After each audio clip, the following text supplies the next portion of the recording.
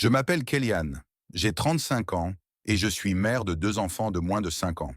En 2020, j'ai uni ma vie à celle de mon conjoint, sans mariage légal. Nous travaillons tous les deux, mais il m'a convaincu d'abandonner mon emploi, jugé trop risqué. J'ai accepté à condition que nous investissions dans un avenir stable. J'ai proposé d'acheter un terrain pour construire notre maison et quitter l'emplacement.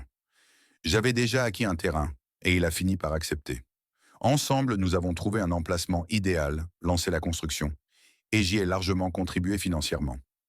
2 ans après notre union, nous emménagions dans notre nouvelle maison, un peu à l'écart de la ville. Mais tout a basculé. Peu après notre installation, je suis tombée enceinte. Mon conjoint a commencé à rentrer tard, parfois à 22 heures ou minuit, prétextant des soirées entre amis. Naïf, je ne me doutais de rien. Puis en septembre dernier, alors que je berçais mon bébé de 4 mois, un rêve troublant m'a bouleversé. Je me voyais mourir, mon âme quittant mon corps. J'ai sollicité mon conjoint pour prier ensemble, espérant son soutien spirituel. Mais il m'a ignoré. Une nuit, je l'ai rejoint dans sa chambre. Nous dormons séparés, lui dans une pièce, moi avec les enfants dans l'autre, pour lui demander une prière. Il m'a repoussé avec mépris, claquant la porte comme si j'étais une étrangère. J'ai abandonné l'idée d'en reparler. En janvier, son comportement à l'empire.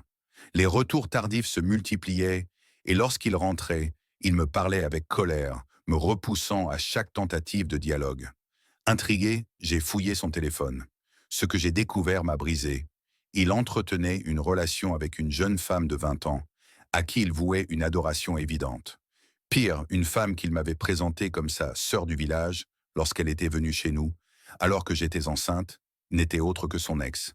Cette dernière avait mangé à notre table, laissant tout en désordre, sans un mot de gratitude, alors que je m'occupais de mon premier bébé de 2 mois.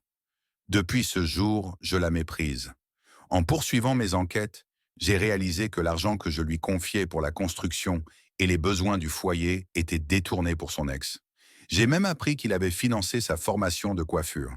Cette femme, aujourd'hui, regrette de ne pas l'avoir épousée, vantant son emploi stable. Mon conjoint m'avait souvent dit qu'il refusait la polygamie, mais je ne savais pas qu'il jouait double jeu. Confronté à son infidélité, il a réagi avec violence, brandissant machette, pierre et bâton pour m'intimider. Ma famille est intervenue, le suppliant d'arrêter pour préserver notre foyer, mais il a ignoré leurs conseils. Au contraire, il multiplie les aventures, notamment avec des femmes de bar. J'ai peur des maladies. J'ai proposé d'utiliser des préservatifs, mais il s'emporte à cette idée, bien qu'il en utilise à l'extérieur, ramenant les restes à la maison. Né prématuré, il a un cœur endurci, insensible à mes supplications. Il me repousse au lit lorsqu'on se dispute et refuse de s'exprimer.